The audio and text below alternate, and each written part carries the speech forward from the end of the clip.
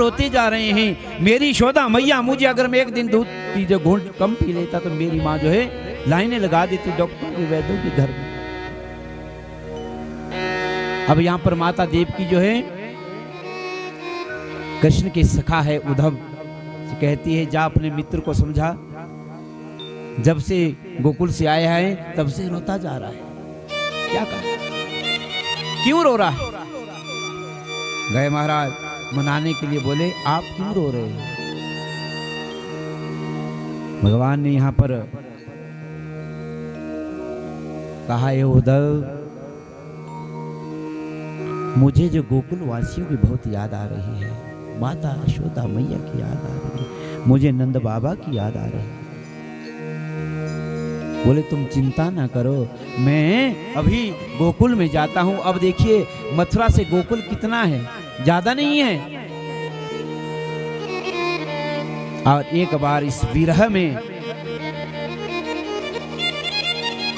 भगवान यहां पर है, और जो यहां पर से जाते हैं कहां, वहीं गोकुल में जैसे ही उद्धव जी का प्रवेश होता है,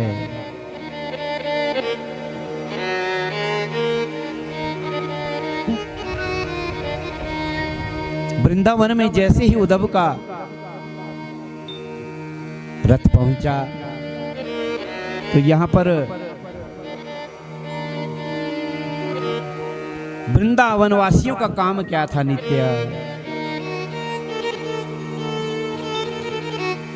गोकुल से आते और वृंदावन की सीमा पर खड़े हो जाते, साहब भगवान का इंतजार करते, हमारा कन्हैया, हमारा बलराम कब आएगा, कब हम उनके दर्शन करेंगे। अब गोकुल से मथुरा 15, 18, 20 किलोमीटर का फर्क है साहब, ज्यादा नहीं है। परंतु भगवान ने कहा है कि अगर तुम मुझसे प्रेम करते हो तो मेरे रास्ते से हट जाओ। और उस प्रेम के लिए वो जितने भी गोकुलवासी है वृंदावन की सीमा तक पहुंचते, उससे आगे नहीं जाते, क्योंकि प्रेम की कसम भगवान ने दी है। आज उद्धव जी का प्रवेश हुआ, जैसे उद्धव जी का प्रवेश हुआ है साहब,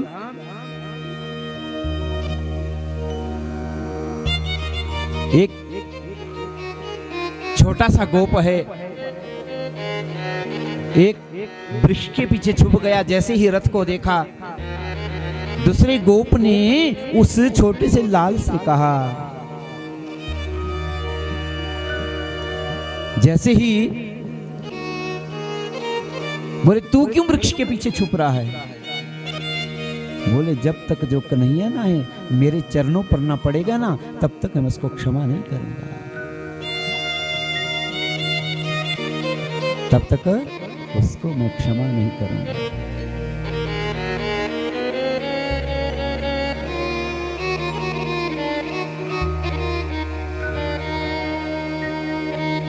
बोले इतने दिनों के बाद कन्हैया आ रहा है, तो वृक्ष के पीछे छुप रहा है।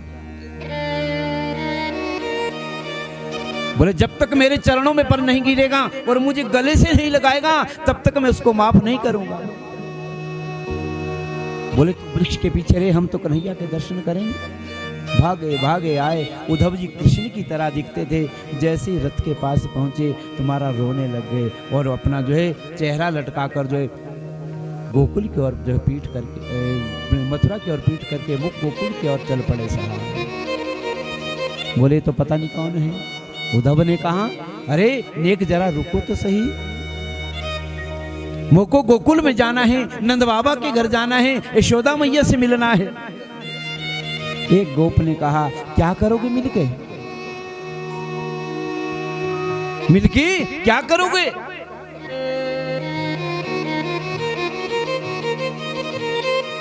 बोले कृष्ण ने मुझे भेजा है। वहां कृष्ण ने भेजा है, याद आई इतने दिन बाद तो अपने मित्र को भेज दिया,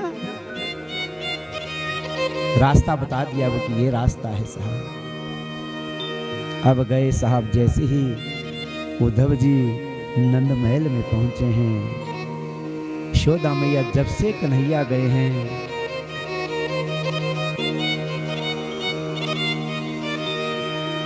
माता यशोदा अपने बालों को बिखेर कर पलने के पास बैठी है। पलने को पकड़ा है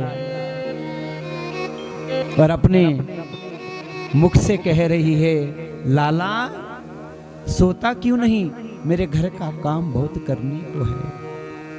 मुँह को तुमने सुबह से बहुत तंग करके रखा है, नेक जरा सो जा, मैं अपना जो घर का काम कर लूं।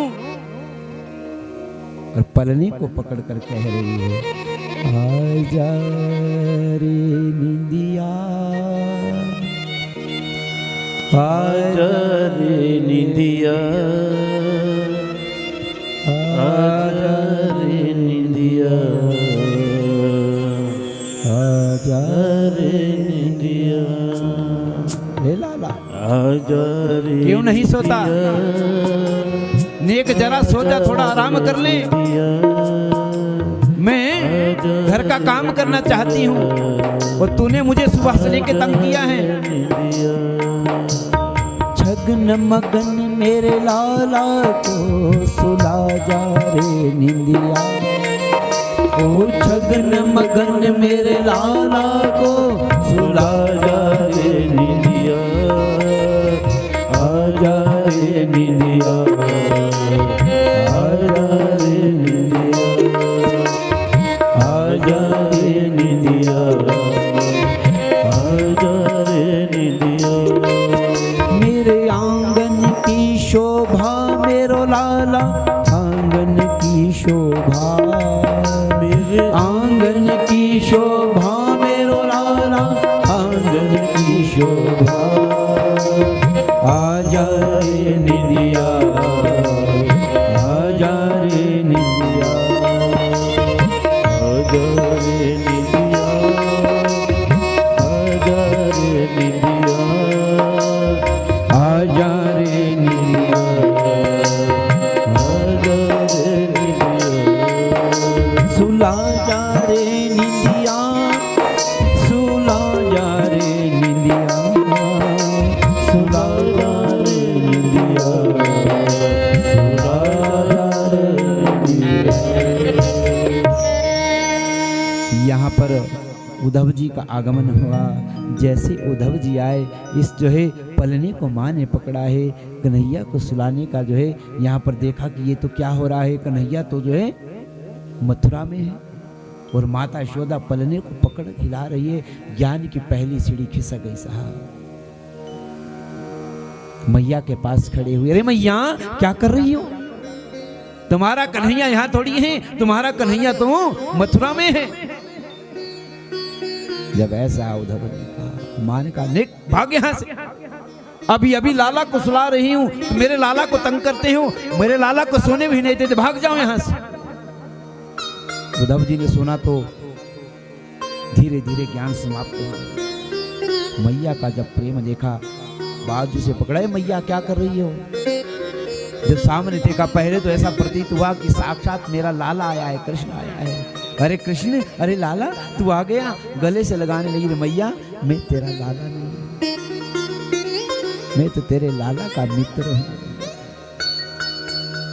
जब ऐसा यशोदा मैया ने कहा तो तू मेरा लाला,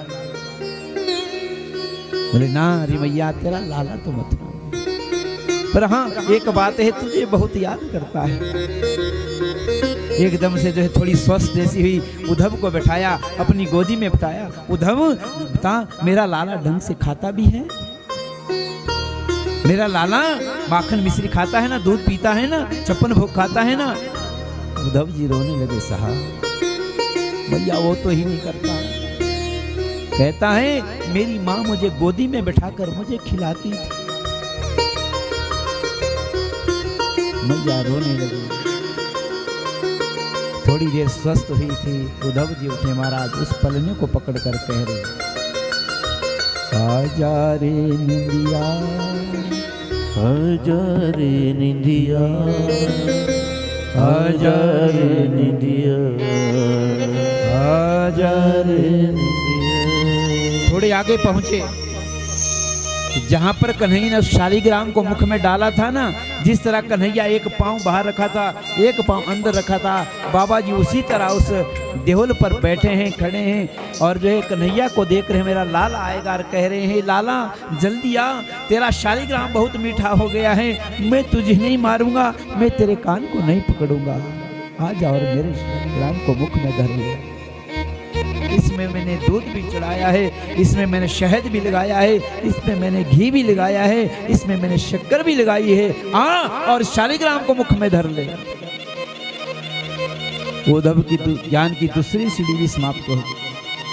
बाबा के पास गई, बाबा तुम्हारा लाला तो बड़ा हो गया है, तुम्हारा लाला तो मथुरा में है और तुम लाला को यहाँ पर ढूंढ रहे हो। बोले कैसा है लाला, ठीक तो है? माता पिता को बस एक ही चिंता होती है, अगर बच्चा कहीं प्रदेश में चला जाए, कहीं बच्चा बाहर चला जाए ना, तो माता पिता को चिंता होती है कि हमारे बच्चे जो कैसे जैसे ही खाने के लिए अपने आप बैठेंगे तो उसी समय याद आएगी कि हमारे बच्चों ने खाया होगा, हमारे बच्चों ने कुछ बनाया होगा। इसी को प्रेम कहते हैं साहब। उसी समय याद आ जाएगी कैसे खाते होगे, क्या बनाते होगे, कैसे बनाते होगे। जब तक माँ अपने हाथों से, जब तक पिता अपने हाथों से अपने पुत्र को नहीं खिलाते, अपने पुत्रियों को नहीं खिला लेते, तब तक उनको चैन नहीं। उद्धव जी ना जाने कैसे उस महल से बाहर निकले, गोपियों को देखने के लिए जंगल में चलेंगे। अब सभी गोपियां जो इकट्ठी हुई हैं, उन गोपियों के बीच में राधा रानी विराजमान है। एक गोपी दूसरी गोपी से कह रही हैं, सुनती हो आज मेरे स्वप्न में कन्हैया आया और मेरी मटकी को तोड़ दिया। दूसरी गोपी कह रही है, तुझे पता है आज कन्हैया मेरे स्वप्न में भी आया और जो है उसने मेरी जो है कलाई को पकड़ा और कलाई की सारी तूड़ियों को तोड़ डाला। तीसरी सखी कह रही है, मेरे घर में आया, माखन चोर आता, माखन चोरे चोर करते मैंने पकड़ लिया और उसको बांध लिया।